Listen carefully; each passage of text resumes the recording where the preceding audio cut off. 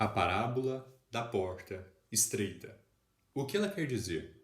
O que Jesus quis nos ensinar utilizando essas analogias de um caminho estreito, de um caminho largo, de uma porta onde poucas pessoas entram e onde muitas pessoas entram?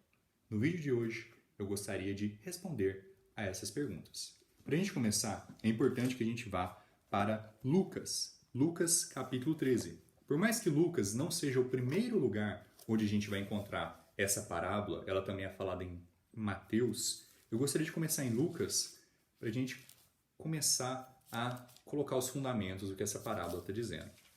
Que é interessante a gente sempre estar analisando conjuntamente quando uma parábola aparece em um livro da Bíblia e se repete novamente em outro evangelho.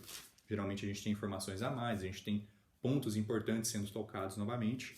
Então vamos agora para Lucas capítulo 13, indo aqui para o versículo 22. Lucas capítulo 13, versículo 22. E ele percorria as cidades e as aldeias, ensinando e viajando em direção a Jerusalém. Então disse-lhe um: Senhor, são poucos os que são salvos? Uma pergunta muito importante, uma pergunta muito interessante. São poucas pessoas que vão para o céu? São poucas pessoas que nascem de novo? São poucas pessoas que são salvos.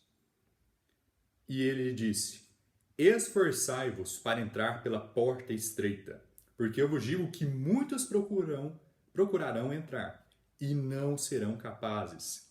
E uma vez que o dono da casa tiver levantado e fechado a porta, e vós começardes de fora a bater a porta, dizendo: Senhor, Senhor, abre-nos. Ele respondendo vos dirá: Eu não sei de onde vós sois. Então começareis a dizer: Nós comemos e bebemos na tua presença, e tu ensinaste nas nossas ruas. Mas ele vos responderá: Digo-vos que eu não sei de onde vós sois. Apartai-vos de mim, todos vós, trabalhadores da iniquidade. Ali haverá choro e ranger de dentes, quando virdes Abraão, Isaque e Jacó e todos os profetas no reino de Deus, e vós lançados fora. E eles virão do Oriente e do Ocidente, e do Norte e do Sul, e assentar-se-ão no reino de Deus. E eis que há últimos que serão primeiros, e primeiros que serão últimos. Olha que interessante, dentro dessa parábola a gente já pode aprender muitas coisas de uma só vez. Primeiro, são poucas pessoas de fato que são salvas. De novo, nessa parábola está sendo comparado com essa porta como adentrar no reino de Deus. Como entrar no céu, como ir para o paraíso, como ter a vida eterna. E há pessoas que vão ficar de fora, há pessoas que não vão entrar lá, há pessoas que vão bater na porta, mas não vai ser permitido que elas entrem lá.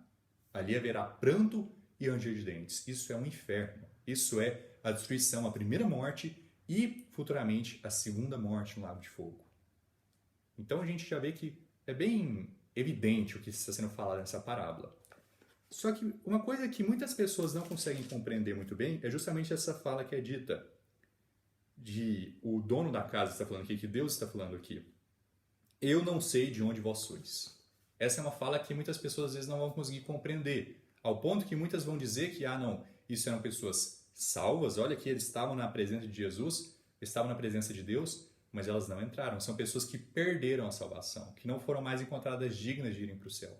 Só que não é isso que a gente está falando. Então, para a gente conseguir compreender essa parábola, vamos agora fazer a leitura dela em Mateus capítulo 7. O legal de Lucas é que ela já está mais compacta, então a gente já consegue ter uma visão geral do que está sendo falado. Então a gente tem esse grupo de pessoas que tenta entrar e não consegue. Mateus capítulo 7, vamos aqui para o versículo 13. Entrai pela porta estreita, porque larga é a porta e amplo é o caminho que conduz à destruição, ao inferno. E muitos são os que entram por ela, porque estreita é a porta e apertado é o caminho que conduz à vida, e são poucos os que a encontram. Então olha que interessante, em ambos os casos a gente está vendo que amplo, largo é o caminho que leva à destruição. Estreito, curto é o caminho que leva para a vida. Isso não quer dizer que é difícil.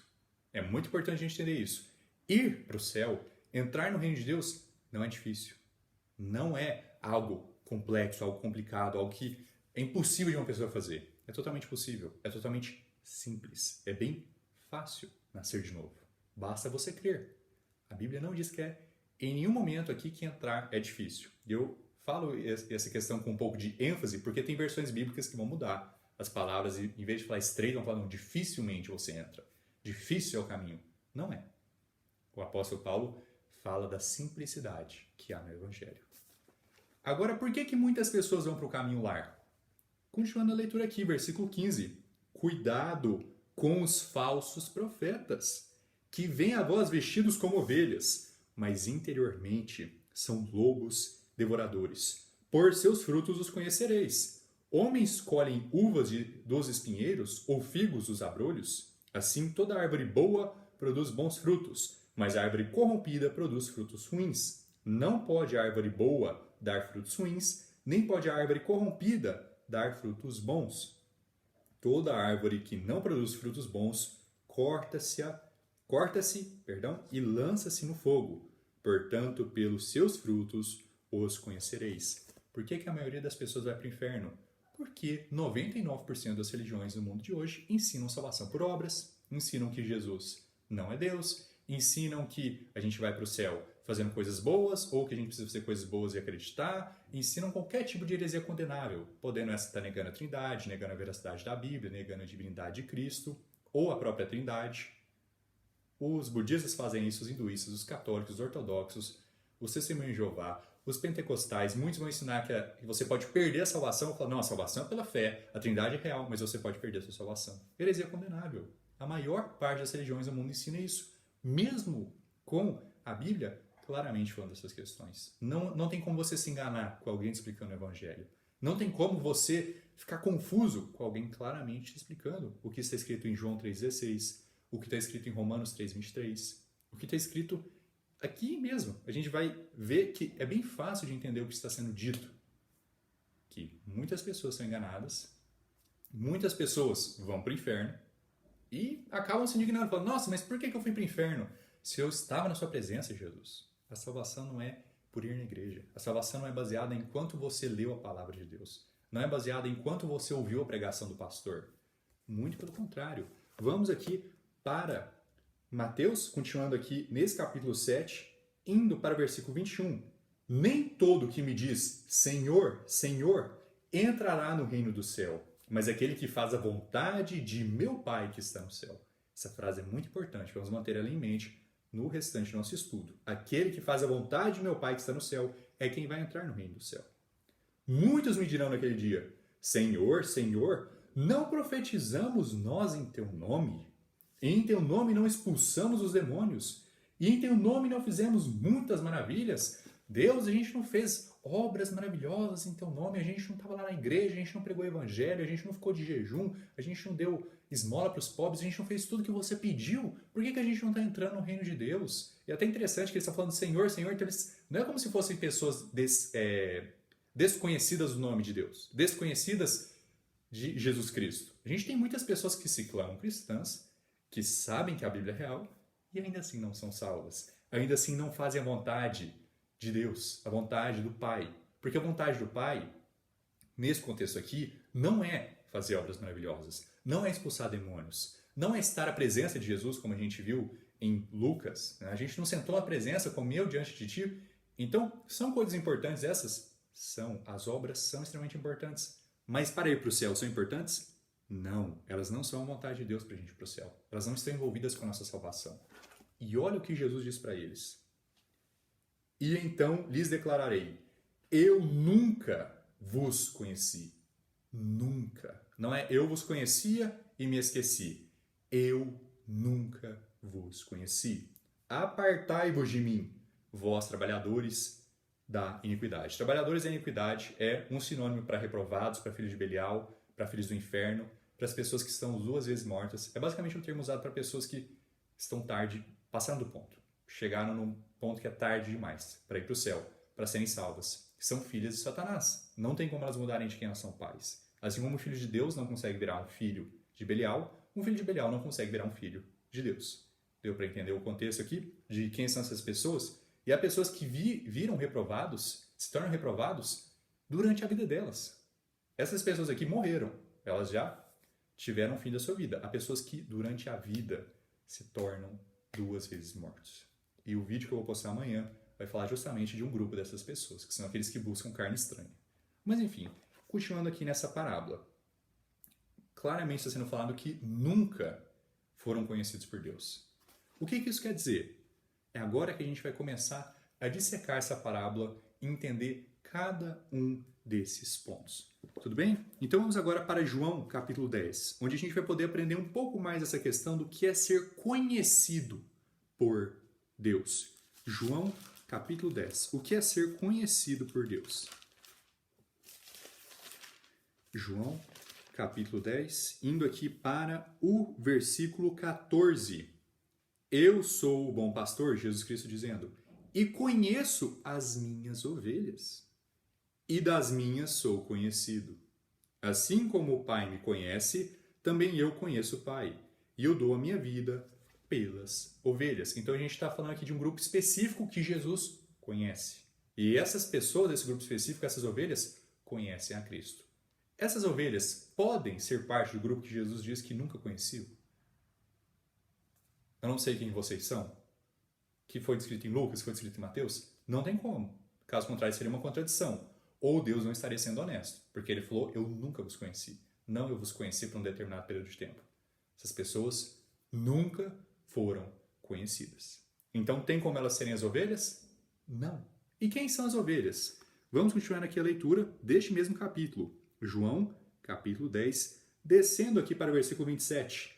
As minhas ovelhas ouvem a minha voz, e eu as conheço, e elas me seguem.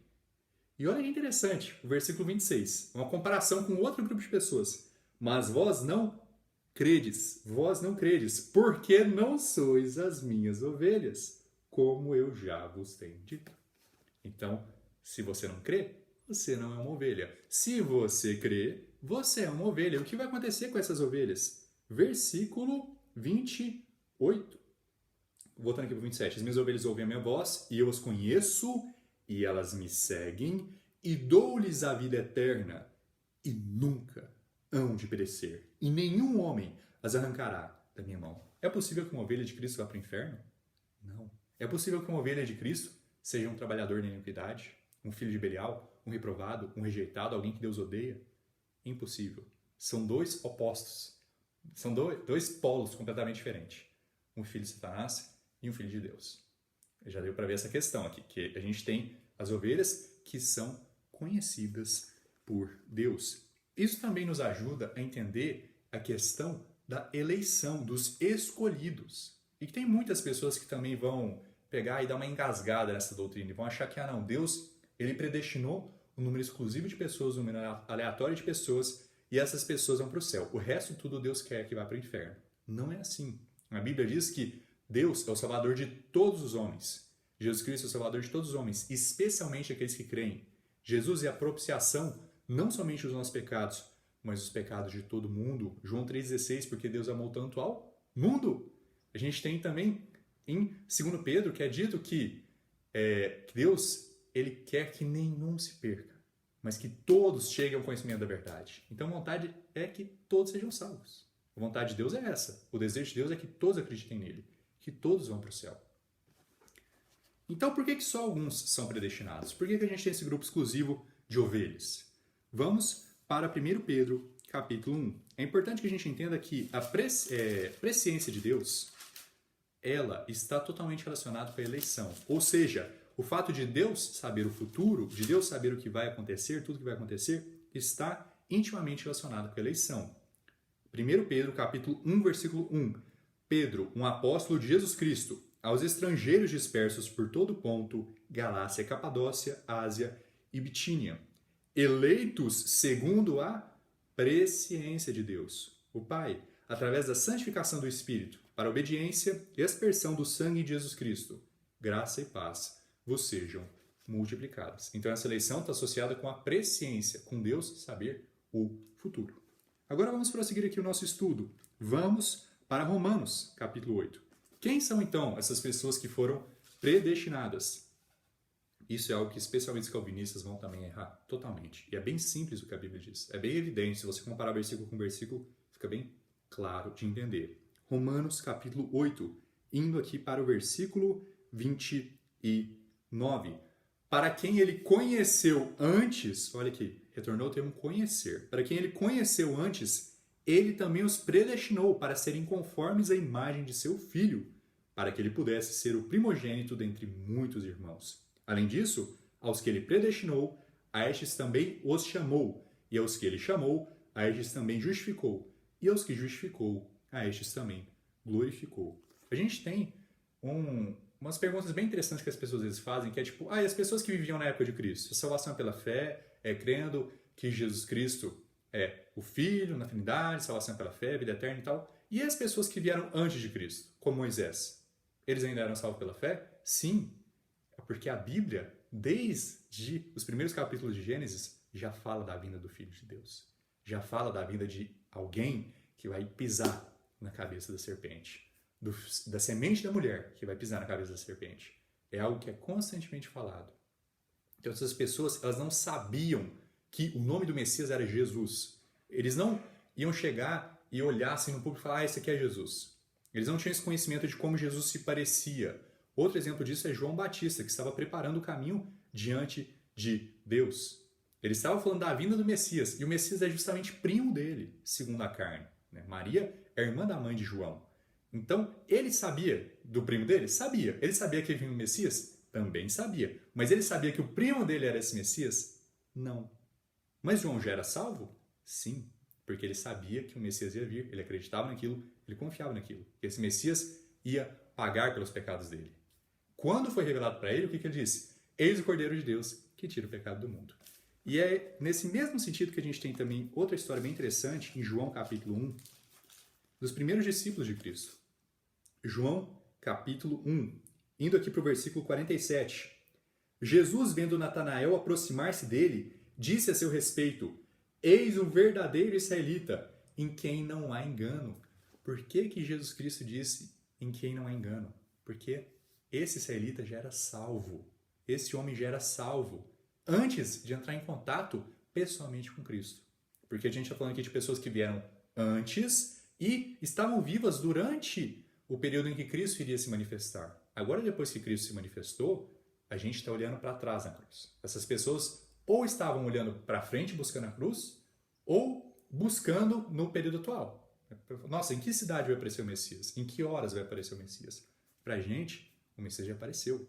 A gente tem que olhar para trás, enquanto eles olhavam para frente. Deu para entender essa questão? Então, olha aqui, Natanael. Ele já era salvo. Não havia engano nele. Não havia engano ou pecado no espírito dele.